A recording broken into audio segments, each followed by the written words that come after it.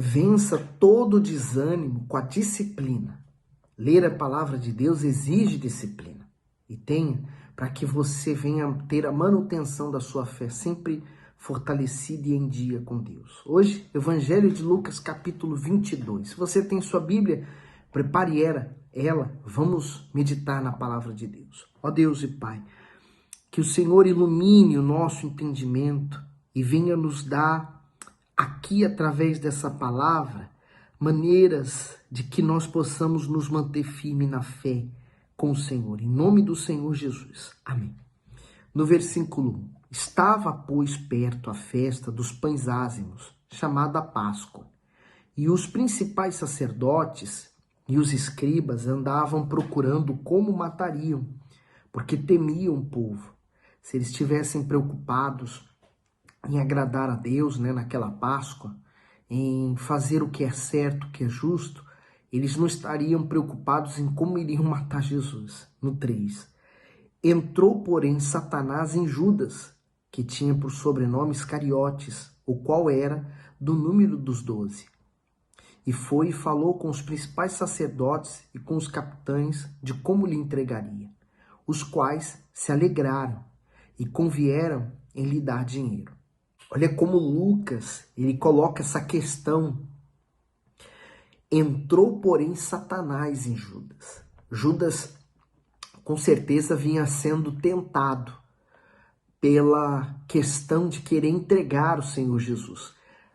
Se diz, a história, pelo menos registra, que a respeito de Judas, ele era um homem que não era do povo da Galileia, porque o povo da Galileia é como você imaginar o povo de aldeia, um povo mais pacato, é um povo mais quieto, mais simples nas suas maneiras de ser. Já Judas, não, ele era um homem mais metropolitano, ele tinha uma outra cabeça. Então, os ideais prováveis de Judas é que ele queria um reformulador, ele queria um líder que viesse reinar. Então as intenções dele, quando ele quis entregar o Senhor Jesus ao Sinédrio também, é que o Senhor Jesus viesse mostrar quem ele era, a filiação dele, de que ele era realmente o Cristo. Que a ideia dele com isso, se Jesus se manifestasse como Deus, então ele poderia reinar e ele teria um alto cargo, Lá está as preocupações com esse mundo. Aí depois ele diz assim, no 6, e buscava oportunidade para lhe entregar sem alvoroço. Chegou, porém, o dia dos ázimos, em que importava sacrificar a Páscoa, e mandou a Pedro e a João, dizendo, ide, preparai-nos a Páscoa para que a comamos. Eles lhe perguntaram, onde queres que a preparemos? E ele lhes disse, eis que quando entrares na cidade, encontrareis um homem levando um cântaro de água. Segui-o até a casa em que ele entrar. E direis ao pai da família da casa, o mestre te diz, onde está o aposento em que hei de comer a Páscoa com os meus discípulos? É muito provável que essa família que deu espaço, cedeu espaço para Jesus fazer a última ceia, e também era o cenáculo onde eles foram cheios do Espírito Santo, era a casa de Marcos, do livro de Marcos mesmo, um dos apóstolos. No 12 ele diz assim, então ele vos mostrará um grande cenáculo mobiliado, aí fazei preparativos. E indo eles, acharam como lhes havia sido dito e prepararam a Páscoa. E chegada a hora, pôs-se à mesa, e com ele os 12 apóstolos. E disse-lhes, desejei muito comer convosco esta Páscoa, antes que pereça, porque vos digo que não a comereis mais até ela se cumpra no reino de Deus. Então o Senhor Jesus tinha um desejo ardente de participar daquela ceia, mas se você olhar para a tradição daquele tempo, Jesus não seguiu a tradição religiosa. Ele fez como nós fazemos hoje a Santa Ceia. Ele celebrou a Páscoa de uma maneira diferente da que era celebrada pelo povo judeu. Olha só, no 17. E tomando o cálice, e havendo dado graças, disse: tomai-o e repartiu entre vós. Porque vos digo que já não bebereis do fruto da vide, até que venha o reino de Deus. E tomando o pão, e havendo dado graças, partiu e deu-lhe, dizendo: este é o meu corpo, que por vós é dado. Fazei isto em memória de mim. Semelhantemente, tomou o cálice, depois da ceia, dizendo: este cálice é o novo testamento no meu sangue, que é derramado por vós. Mas eis que a mão do que me trai está comigo à mesa. E, na verdade, o Filho do Homem vai segundo o que está determinado. Mas ai daquele homem por quem é traído. E você sabe quem o traiu, que foi Judas. Então o Senhor Jesus estava celebrando naquele momento o corpo e o sangue dele, mostrando o que haveria de acontecer a partir da morte e a ressurreição de Cristo. No 23, e começaram a perguntar entre si qual deles seria o que havia de fazer isto.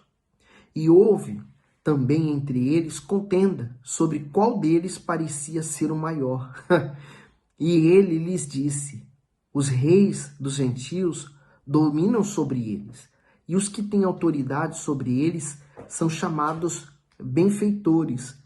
Mas não sereis vós assim. Antes, o maior entre vós seja como o menor, e quem governa como quem serve. Então, veja que o Senhor Jesus estava mostrando a ceia, o valor daquilo ali que ele estava fazendo, e eles estavam preocupados com as preocupações desse mundo. Quem vai ser o chefe entre nós? Quem vai ser o principal entre nós? E aí o Senhor Jesus falou assim: um de vocês quer ser o principal? Então tá bom. Aquele que quer ser o principal vai servir os outros. Não é o contrário.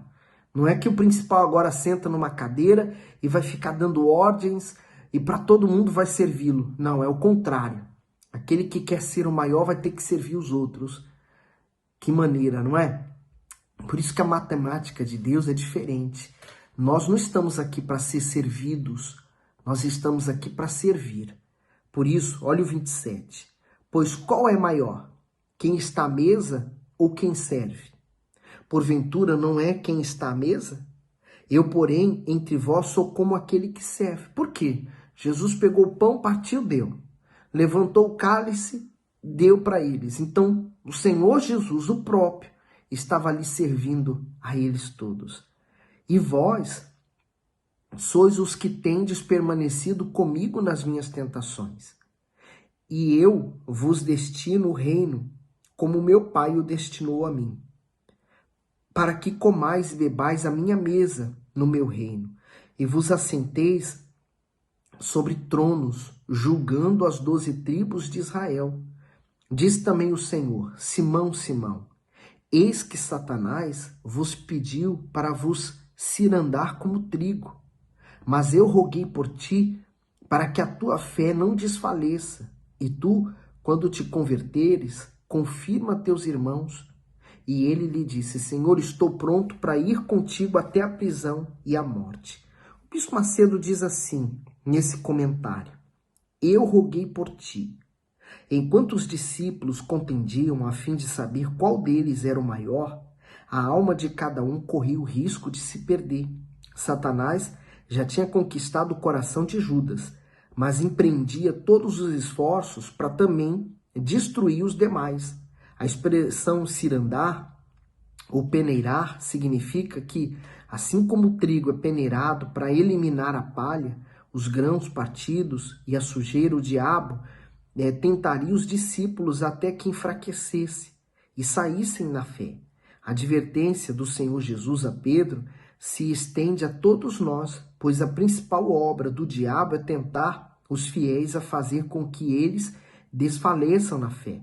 A vantagem de Pedro foi ter recebido a oração do Salvador por sua vida. O Altíssimo ouviu o seu filho e restaurou o discípulo. E hoje o seu exemplo proporciona a todos os que caíram na fé a esperança de se erguerem novamente. Então, o diabo estava tentando Pedro, derrubar a Pedro. Não é o mesmo hoje conosco? Duvido que não seja. O diabo faz de tudo para nos fazer pecar, cair, até porque o que o pecado faz com o ser humano? Nos afasta de Deus. Se nós estamos afastados de Deus, o diabo vê-nos como uma presa fácil a ser pegada, né? Então, por isso que nós temos que estar sempre aos pés do Senhor Jesus, buscando sua misericórdia. No 34, mas ele disse, digo-te, Pedro, que não cantará hoje o galo antes que 3 vezes negues que me conheces. E disse-lhe, quando vos mandei sem bolsa, alforje ou sandálias, faltou-vos porventura alguma coisa? Eles responderam, nada. Quer dizer, o Senhor Jesus, quando mandou eles a curarem, libertarem, o Senhor Jesus deu uma ordem, vocês não vão com nada. Vocês vão e vão trabalhar. E vocês vão ser sustentados, porque nada vos faltará. E de fato, nada faltou. Eu posso dizer, como pastor da Igreja Universal, a mesma coisa. Para onde nós vamos, nunca nos falta nada. Deus sempre está suprindo a necessidade. Olha o 36. Disse-lhe, pois, mas agora aquele que tiver bolsa, tome-a, como também o alforje. E o que não tem espada, vende a sua capa e compre. Porque vos digo que ainda importa que em mim se cumpra aquilo que está escrito. E com os malfeitores foi contado, porque o que está escrito de mim terá cumprimento. E eles disseram, Senhor, eis aqui 2 espadas. E ele lhe disse, basta. E saindo foi, como costumava, para o Monte das Oliveiras. E também os seus discípulos o seguiram. E quando chegou àquele lugar, disse, orai, para que não entreis em tentação. E apartou-se dele cerca de 1 tiro de pedra. E pondo-se de joelho, orava, dizendo, Pai, se queres, passa de mim esse cálice. Todavia não se faça a minha vontade, mas a tua. E apareceu-lhe um anjo do céu que o fortalecia. E posto em agonia, orava mais intensamente. E o seu suor tornou-se como grandes gotas de sangue que corria até o chão. E levantando-se da oração, veio para os seus discípulos e os achou dormindo de tristeza. E disse-lhes, por que estáis dormindo? Levantai-vos e orai, para que não entreis em tentação. E estando ele ainda a falar, surgiu uma multidão. E um dos 12, que se chamava Judas, ia diante dele e chegou-se a Jesus para o beijar. Então, esses são os minutos, né, que antecederam a separação do Filho do Pai. Naquele momento, o Senhor Jesus, ele estava se tornando o Cordeiro de Deus, né, sendo dado pela humanidade para sofrer pelo ser humano, para carregar todos os nossos pecados. Ele seria o definitivo para resolver definitivamente a questão do pecado, porque a consequência do pecado é a morte. Então, Jesus precisava morrer por nós, porque essa era a consequência nossa do nosso pecado para com ele. Mas veja que a oração dele foi tão intensa que saíam gotas de sangue do seu corpo. Para você entender qual foi a dor que ele sentiu. A maior dor não foi aquela que ele sentiu das chibatadas, da coroa de espinho ou ser crucificado na cruz. A maior dor foi a separação do Pai. O maior temor dele foi ele não conseguir voltar para o Pai. Mas ele estava ali cumprindo um desejo de Deus. Tanto é que ele falou, que seja contudo feita a tua vontade. E agora chega Judas, aquele que durante aquele ministério todo, aqueles 3 anos, esteve Judas ao lado do Senhor Jesus, e ele vem com um propósito. Aquele a quem eu vou beijar, esse é o que vocês vão prender. Era noite, naturalmente, escuridão. Então, quando Judas se aproximou de Jesus, deu-lhe um beijo. E Jesus disse, Judas, com um beijo traz o Filho do Homem? E vendo os que estavam com ele, o que ia suceder, disseram-lhe, Senhor, feriremos a espada. E um deles feriu o servo do sumo sacerdote e cortou-lhe a orelha direita. E respondendo Jesus disse, deixai-os, basta.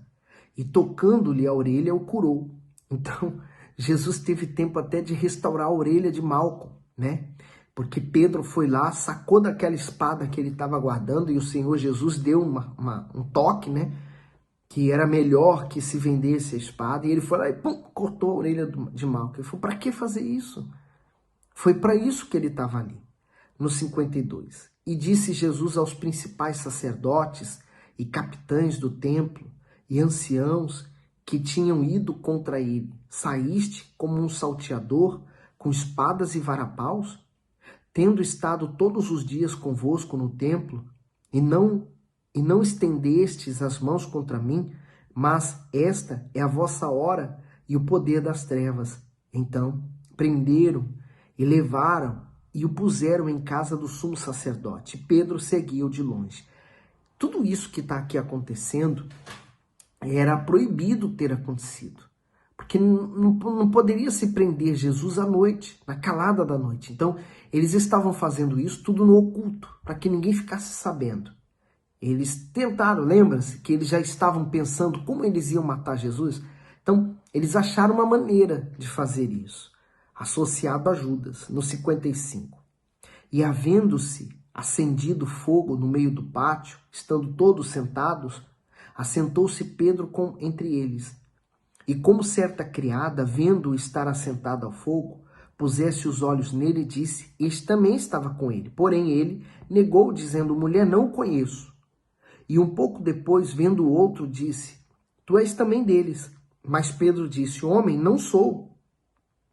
E passada quase uma hora, um outro afirmava, dizendo, também este verdadeiramente estava com ele, pois também é galileu.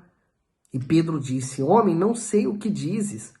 E logo, estando ele ainda a falar, cantou o galo. E virando-se o Senhor, olhou para Pedro, e Pedro lembrou-se da palavra do Senhor, como lhe havia dito, antes que o galo cante hoje, me negarás 3 vezes. Ele negou o Senhor Jesus 3 vezes. Mas quantos de nós também não fazemos o mesmo diante de uma tentação e nós nos rendemos àquela tentação?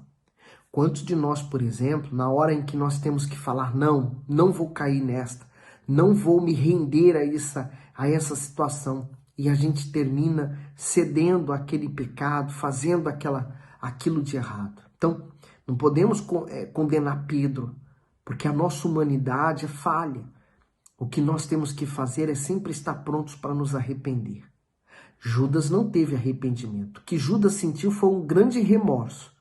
Diferente de Pedro, que ele saiu ali arrependido, como diz o 62. E saindo Pedro para fora, chorou amargamente. Então, aquele momento, aquele olhar, fez Pedro estremecer na alma, porque ele lembrou que ele tinha dito que ele ia até para a morte com o Senhor Jesus, mas estava naquele instante negando o próprio Senhor Jesus. O Bispo Macedo diz assim, olhou para Pedro, se o canto do galo ecoou em Pedro as palavras proféticas que ele havia ouvido, o olhar do Messias fez penetrar a sua alma a luz do arrependimento. Naquele momento, Pedro poderia ter sido acusado e humilhado pelo Senhor Jesus, mas o silêncio do Mestre anunciou a ele uma mensagem de perdão e restauração. A presunção de Pedro fez cair quando ele negou a sua fé. No entanto, sob as vistas do Senhor, recebeu a chance de recomeçar. Os olhos de amor, de perdão e de compaixão do Salvador continuam fixos sobre nós, para nos conduzir ao reconhecimento e ao arrependimento dos nossos erros. Quem não volta as costas a esse olhar, mas retribui com sinceridade e devoção, é perdoado e honrado por ele. Por isso, você tem esse acesso ao perdão de Deus. Aproveite essa oportunidade para você dobrar os seus joelhos e falar com toda a sinceridade da sua alma com Deus. E aí ele diz assim, no 63, e os homens que detinham Jesus zombavam dele ferindo, e vendando-lhe os olhos, feriram-no no rosto e perguntavam-lhe dizendo, profetiza, quem é que te feriu? E outras muitas coisas diziam contra ele blasfemando. E logo que foi dia, ajuntaram-se os anciões do povo e os principais sacerdotes e os escribas, e os conduziram ao seu concílio e lhe perguntaram: És tu o Cristo? Dize-nos. E replicou-lhes: Se vo-lo disser, não o crereis. E também, se vos perguntar, não me respondereis, nem me soltareis. Desde agora o Filho do Homem se assentará à direita do poder de Deus.